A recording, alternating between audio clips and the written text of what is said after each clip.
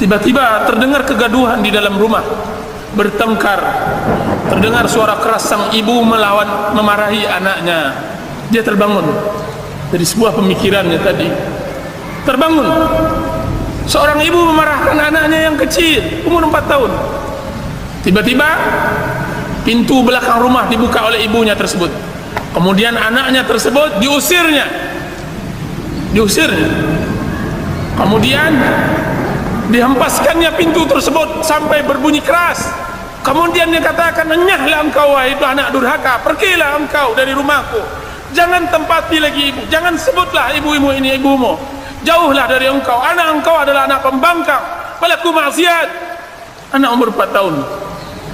Kemudian anak tersebut menangis, mencoba pergi ke tepi-tepi gang agar dia dapat singgah. Akan tapi anak tersebut, kemana hendak dia berlindung lagi?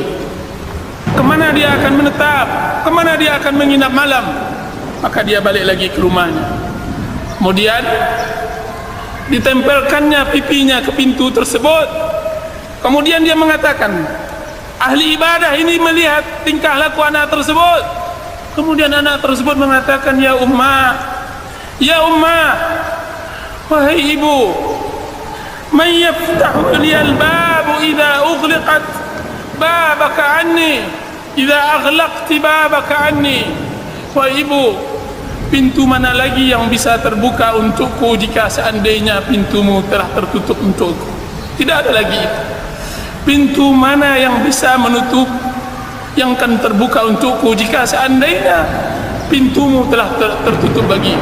Wahai ibu, siapa pula yang dapat mendekatkan dirinya kepadaku jika seandainya bukan engkau? Wahai ibu, jika siapa lagi yang dapat menyayangiku jika seandainya engkau telah murka kepadaku? Kemudian dia terjatuh di tanah tersebut. Kemudian dia letakkan pipinya di tanah tersebut. Kemudian dia menangis.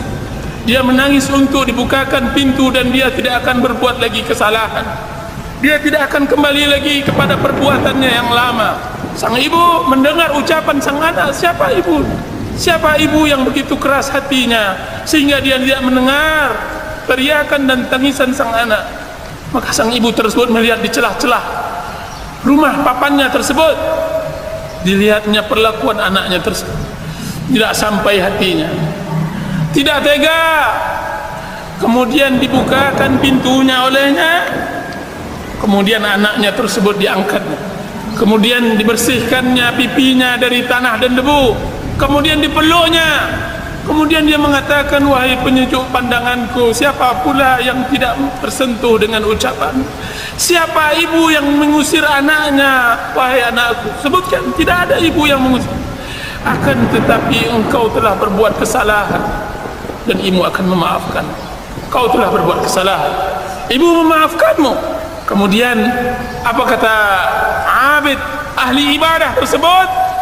Al-an wajada qalbi. Sekarang baru saya dapatkan hatiku. Sekarang aku temukan hatiku. Sekarang saya temukan hatiku. Saya dapat, saya peroleh. Kiranya begitulah kita seorang muslim bermuamalah kepada Allah. Siapa yang dapat membuka pintu jika seandainya pintu Allah sudah tertutup? Siapa yang dapat memberikan kasih sayang jika seandainya Allah telah murka? Siapa pula yang memberikan pembelayan, rahmat dan maghfirahnya jika seandainya Allah Subhanahu wa taala telah melaknat kita? Nauzubillah. Nauzubillah. Maka carilah hati-hati yang hanif di tempat-tempat yang seperti itu.